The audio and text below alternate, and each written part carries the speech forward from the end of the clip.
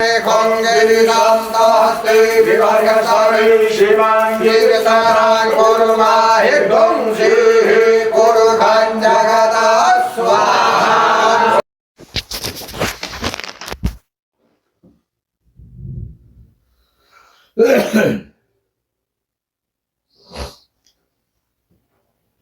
राधा कृष्ण के चरणारविंदों में कोटि नमन करते हुए मित्रों को, जिज्ञासुओं को, धर्म प्रेमियों को, ज्योतिष विज्ञान प्रेमियों को हर हर महादेव बम बम भोले नमः शिवाय।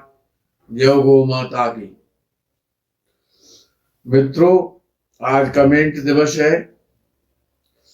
पहला कमेंट मन मातरम एवरग्रीन वालों का है। उन्होंने दीपदान का वीडियो देखा है। हर हर महादेव बम बम भोले नमः शिवाय। उन्होंने कमेंट स्वरूप में लिखा है, भगवान सदाशिव एवरग्रीन वालों आपको दीर्घायु बनाए, चिरायु बनाए। नमस्कार। आगे का कमेंट विवेक विश्वकर्मा जी का है। महर्षि पाराशर के अनूठे सूत्र, ये वाला वीडियो उन्होंने सुना है। बम बम भोले नमः शिवाय, जय गुरुदेव लिख करके भेजा है।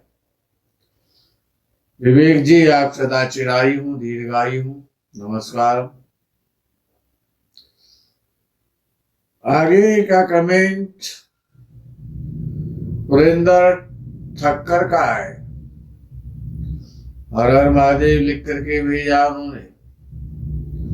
महर्षि पाराशर के अनूठे 5 सूत्र, इस कार्यक्रम का वीडियो उन्होंने देखा है। बहुत बहुत नमस्कार आपके लिए सुरेंद्र जी। आगे पंकज सिंह ने नित्य की भांति लिखा है, गुरु जी के चरणों में नमन और वंदन। पंकज सिंह जी, आप सदा चिरायु हूं, दीर्घायु हूं, प्रसन्न रहें। आगे रवि जोशी ने लिखा है, गुरु जी प्रणाम। नौकरी किस दिशा में जाकर करेंगे, ये कैसे पता करें?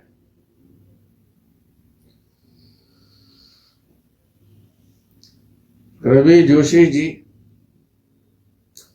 इसके लिए तो अलग से वीडियो बनाना पड़ेगा।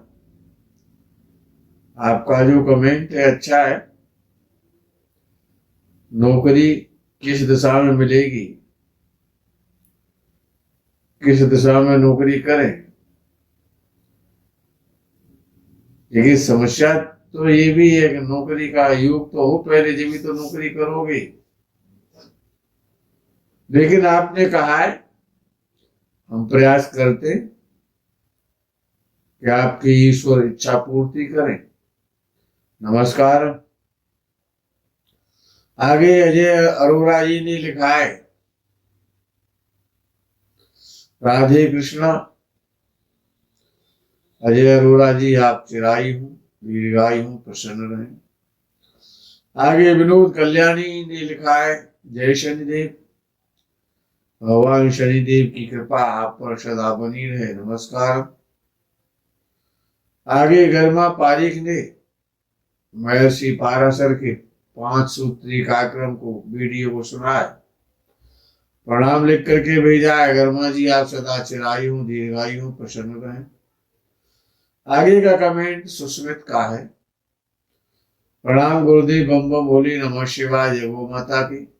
उन्होंने लिखा है। आगे लिखते हैं, विवाह जन्म स्थान से किस दिशा में हो सकता है, इसका विचार कैसे करें? इसमें सप्तमेश और शुक्र की क्या भूमिका है? क्या सुदर्शन पद्धति के साथ नवांश में भी इन दोनों की स्थिति देखना आवश्यक होगा? ज्योतिषीय सूत्रों के अतिरिक्त आपके अनुभव के आधार पर क्या सटीक होगा? सुस्मित जी, जन्म स्थान से किस दिशा में विवाह हुआ, इतना बड़ा रखने की कोई आवश्यकता नहीं थी। काफी बड़ा कमेंट कर दिया आपने, अच्छा है, अपने भावों को व्यक्त किया है। सीधा सा प्रश्न है कि जन्म स्थान से किस दिशा में विवाह होगा, ये प्रश्न है आपका। उसके लिए सबसे पहले अगर किसी कन्या की कुंडली, जातका की कुंडली आप देख रहे हैं, तो आपको देखना है कि उसका शुक्र कहाँ बैठा है। सॉरी, अगर किसी आप जातका की कुंडली देख रहे हैं तो उसमें आपको देखना होगा कि बृहस्पति कहाँ है। बृहस्पति कहाँ बैठा हुआ है, वो जातका की वर की दिशा होती है कि उसे वर की प्राप्ति किसी भी कन्या को किस दिशा से होती है। तो बृहस्पति जहां बैठा है और सप्तमेश कहां बैठा हुआ है, सप्तम भाव का स्वामी सप्तमेश कहां बैठा हुआ है, दोनों से विचार आपको करना होगा। मुख्य रूप से जो आपको विचार करना है किसी भी जातका की कुंडली में कि बृहस्पति कहां बैठा हुआ है, जिस राशि में बृहस्पति बैठा है उसी राशि की दिशा में विवाह होता है। प्रायः ऐसा अनुभव है और ज्योतिषकारों का भी यही मानना है। अगर किसी आप के बेटे की कुंडली देख रहे हैं, किसी जातक की देख रहे हैं, तो आपको देखना हुआ कि उसका शुक्र कहाँ बैठा हुआ है कुंडली में। शुक्र कहाँ बैठा हुआ है, और अगर शुक्र के साथ कोई ग्रह बैठा हुआ है तो मुख्य बात ये याद रखनी है कि सप्तम भाव से अगर किसी जातक की कुंडली अर्थात पुरुष विशेष की कुंडली है तो आपको ये देखना होगा कि सप्तम हाउस से आगे गिनने पर वृषभ राशि पहले आ रही है कि तुला राशि पहले आ रही है, और वो कौन सा भाव पड़ रहा है उस पर भी आपको ध्यान देना होगा। काफी विद्वानों ने लिखा है कि शुक्र की जहां पर दृष्टि होती है, जो शुक्र की एक ही दृष्टि होती है, सातवीं दृष्टि, शुक्र की जहां पर दृष्टि होती है उसी दशा की राशि से विवाह होता पुरुष विशेष का। तो ये सिद्धांत है बृहस्पति के आधार पर, क्योंकि दोनों ही विवाह के कारक हैं। लेकिन सप्तमेश को भी आपको याद रखना पड़ेगा, सप्तमेश से कोई संबंध है या नहीं है। तीसरा एक पार्ट और भी आता है कि सप्तम भाव का स्वामी किस दिशा का स्वामी है। सप्तमेश किस दिशा का स्वामी बनता है, वो जिस दिशा का स्वामी होगा उस दिशा में विवाह की संभावना काफी कुछ बढ़ जाती है। एक सिद्धांत नहीं है, अनेक सिद्धांत है। सुदर्शन कुंडली से देखने पर सुदर्शन पद्धति के द्वारा अगर ये निर्णय किया जाता है, उसमें लग्न कुंडली, चंद्र कुंडली और सूर्य कुंडली, अगर इनके द्वारा यदि आपको निर्णय करना है तो निर्णय और ज्यादा सटीक हो जाएगा।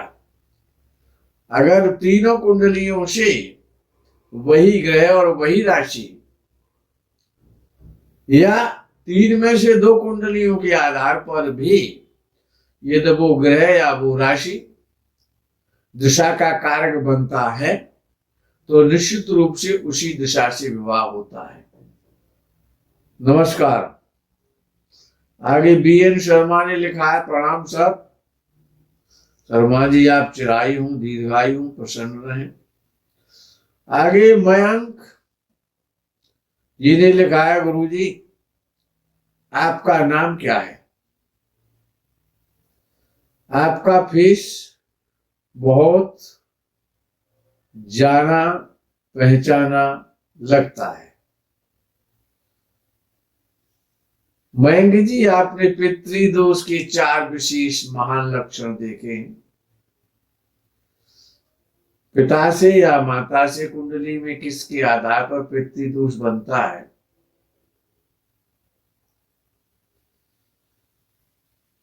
नाम पचौरी गुरुजी से ही हमको जाना जाता है। तो पचौरी गुरुजी से ही आप जानते हैं, और जितने भी व्यक्ति हैं वो सभी पचौरी गुरुजी के नाम से ही जानते हैं। और हम भी अपना नाम पचौरी गुरुजी ही लिखते हैं। यद्यपि हमारा ये टाइटल है, तो ब्राह्मणों में एक पचौरी टाइटल होता है जो सनाढ़ ब्राह्मण होते हैं, जिनका भारद्वाज गोत्र होता है, माध्यान्हिनी शाखा होती है, उनका ये टाइटल होता है पचौरी।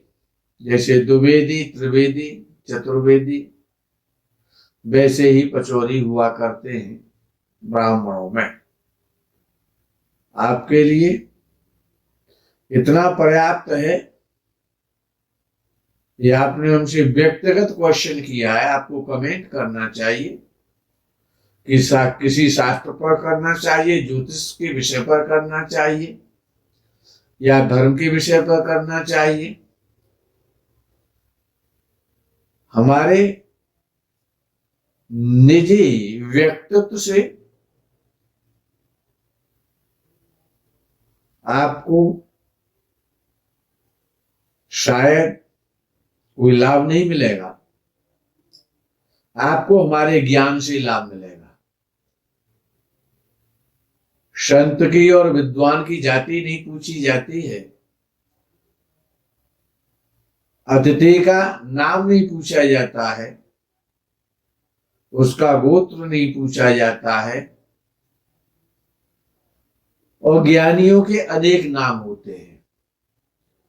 ज्ञानी यत्र तत्र सर्वत्र भ्रमण करते हैं। शायद आपसे कहीं हमारी भेंट हुई हो, आपको ऐसा भान होता है, ऐसी प्रतीति होती है। उस प्रतीति के लिए, आपके इस कमेंट के लिए आपको बहुत बहुत साधुवाद, नमस्कार। आगे का कमेंट पंकज सिंह का है। उन्होंने लिखा है, गुरु जी के चरणों में नमन बंदन। पंकज सिंह जी, आप चिरायु दीर्घायु प्रसन्न रहें। आगे हेमा बिठलानी ने लिखा है, नमस्कार, बहुत बारीकी से जानकारी दी, बहुत बहुत धन्यवाद गुरु जी। हेमा जी, आप सदा चिरायु प्रसन्न रहें, इसी प्रकार से ज्ञान वर्धन करती हैं आप। शिखा गुप्ता का कमेंट है, जय श्री हरि, जय हो गुरुदेव, भगवान नारायण आपकी सदा रक्षा करें, नमस्कार। आगे राम कुमार जी का कमेंट है। उन्होंने लिखा है, ओम श्री गणेशाय नमः। तत्वदर्शी गुरुवर के चरणों में दंडवत प्रणाम। राम कुमार जी, आप सदा चिरायु दीर्घायु प्रसन्न रहें, नमस्कार। आगे का कमेंट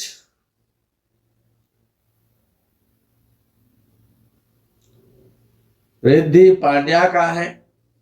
पांड्या जी ने लिखा है, प्रणाम गुरु जी, प्लीज मैंने व्हाट्सएप किया है। रिद्धि पांड्या जी, आपने व्हाट्सएप पे अगर कुछ भेजा है तो निःशुल्क कुंडली कार्यक्रम का इंतजार करें, आपको उसमें आपका आंसर मिलेगा, नमस्कार। आगे का कमेंट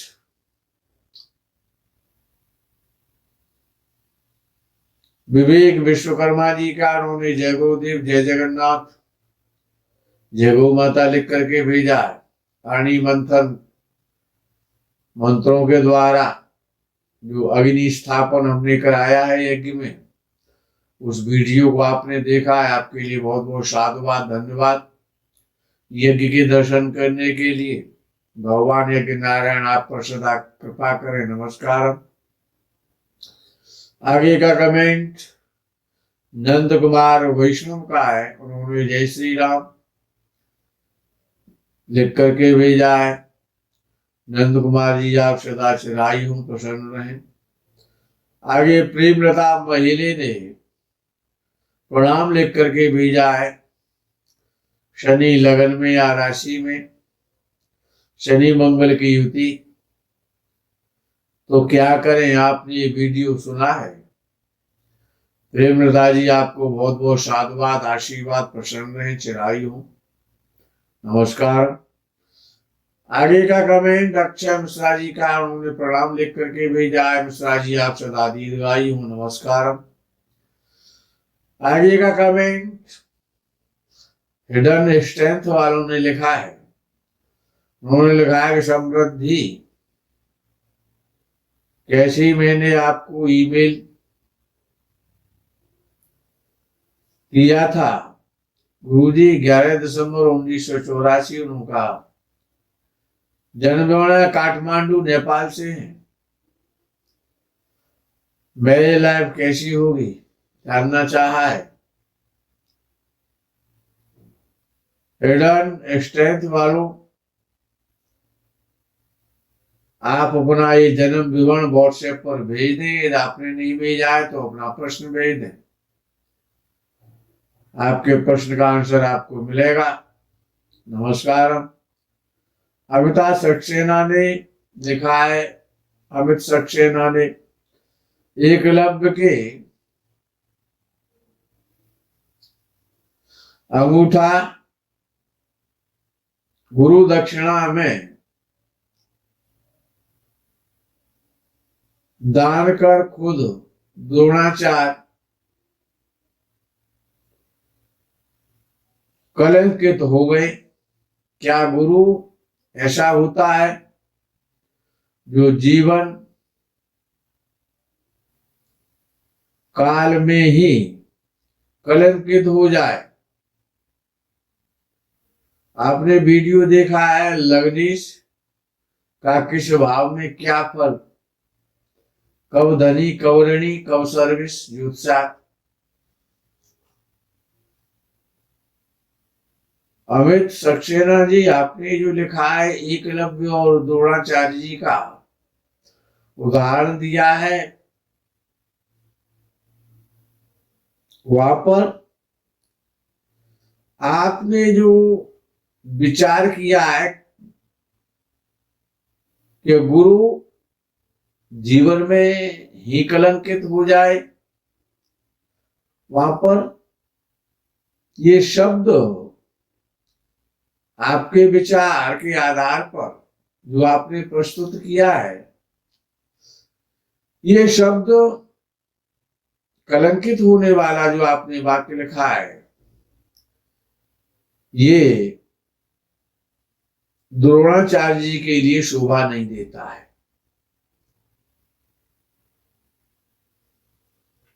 जो ब्रह्म विद्या के ज्ञाता थे, जिनके शिष्य से संसार थर्राता था, गांडीवधारी अर्जुन से, जिनको साक्षात भगवान श्री कृष्णचंद्र प्रणाम करते थे, भगवान भी जिनका आदर करते थे, और वो भारद्वाज नंदन है गुरु द्रोणाचार्य जी, भगवान शंकर के अंशावतार माने गए हैं। वो कोई सामान्य गुरु नहीं है जिनका आपने नाम लिख दिया है। जिनका आपने नाम लिखा है वो भगवान शंकर के अंशावतार हैं। भगवान शंकर के अंश से द्रोणाचार्य जी का जन्म माना जाता है। द्रोण के द्वारा, जिसको दोना कहते हैं हिंदी में, दोना। भारद्वाज जी तो उनके पालक थे। वस्तुतः सत्य में उनके जो पिता है वो तो भगवान शंकर हैं। गुरु द्रोणाचार्य कोई सामान्य पुरुष नहीं है, जिनके लिए देवता भी प्रणाम करते हैं। ऐसे गुरु जी के लिए जो शस्त्र और शास्त्र दोनों विद्याओं के महारथी थे, जिनकी विद्या आज तक आप भी जानते हैं, विश्व में जिनकी ख्याति है, ऐसे परम पूज्य श्रद्धेय के लिए ये शब्द ये भाव आपको शोभा नहीं देते हैं। विद्वान का सदैव आदर करना चाहिए। जो आपने शब्द लिखा या जो उन्होंने किया वो गलत नहीं था, वो गलत नहीं था। हमारी सोच, हमारा दृष्टिकोण गलत हो सकता है। अगर एकलव्य का अंगूठा और दक्षिणा में, गुरु दक्षिणा में नहीं लिया जाता तो क्या आप एकलव्य को जानते? आज एकलव्य को संसार जानता है। एकलव्य को, जो एक सामान्य भील का बच्चा था, जंगल में रहने वाला, बिना पढ़ा लिखा आदिवासी, आज उसका नाम सम्मान के साथ लिया जाता है। और वो कितना ही बड़ा धनुर्धर हो जाता है तो गुरु द्रोणाचार्य जी उसका अंगूठा नहीं दक्षिणा में लेते तो उसको कोई नहीं जानता। आज धर्मों में या तो परशुराम जी का नाम आता है, या फिर मेघनाथ का नाम आता है, या फिर रावण का नाम आता है, या फिर साक्षात इंद्र का नाम आता है, या फिर कर्ण का नाम आता है, या फिर पितामह भीष्म का नाम आता है, या फिर गुरु जी द्रोणाचार्य जी का, कृपाचार्य जी का नाम आता है, या फिर गांडीवधारी अर्जुन का नाम आता है। जिसके पास भोजन की व्यवस्था ना हो, जिसके पास रहने को एक अच्छा सा घर भी ना हो, जो बिना पढ़ा लिखा हो, जिसने कोई भी संगति ना की हो, जो जंगलों में रहता हो, कंदमल फूल खा पी करके अपने गुजारा करते हो, उस व्यक्ति का नाम व्यास जी ने अपने श्रीमद् भागवत में उल्लेख किया। आज उसको संसार जानता है। ये तो गुरु की ही महिमा थी कि आज एकलव्य को संसार जानता है, और आप भी एकलव्य जैसे महावीर, धनुधारी का और दानी का नाम जानते हैं। अगर एकलव्य धनुर्धर वीर शिरोमणि था तो दान शिरोमणि भी था। तो ये तो गुरुजी की ही कृपा हुई ना। गुरुजी ने आशीर्वाद में उसको क्या दिया कि उसको अमर कर दिया।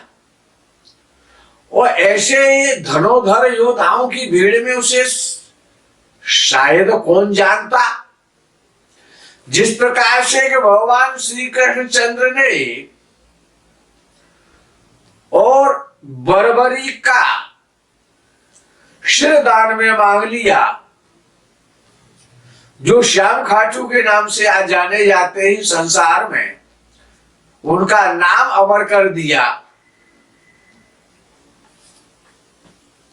तो भगवान के विषय में तो आपने कोई टीका टिप्पणी नहीं की।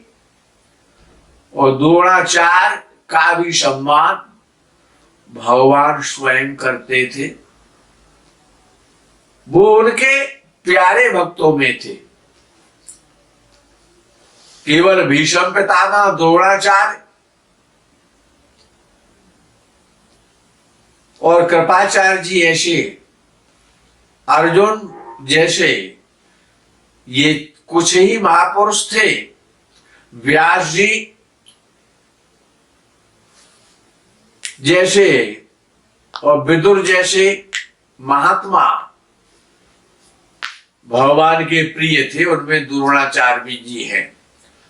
और द्रोणाचार्य जी एकलव्य पर कृपा नहीं करते, गुरु दक्षिणा में अंगुष्ठ नहीं मांगते और वो अंगुष्ठ नहीं देता तो उसका नाम उसका पड़ोसी भी नहीं जानता था। ये तो गुरु ही की कृपा थी कि आज एकलव्य को आप भी जानते हैं। 5000 5,500 साल पहले की घटना को आज आप भी याद कर रहे हैं, तो ये सामान्य विषय नहीं है। इसीलिए बड़े सोच समझ के कमेंट करना चाहिए।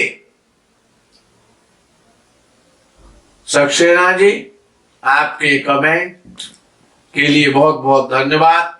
नमस्कार। हर हर महादेव, बम बम भोले, नमः शिवाय। जय गौ माता की।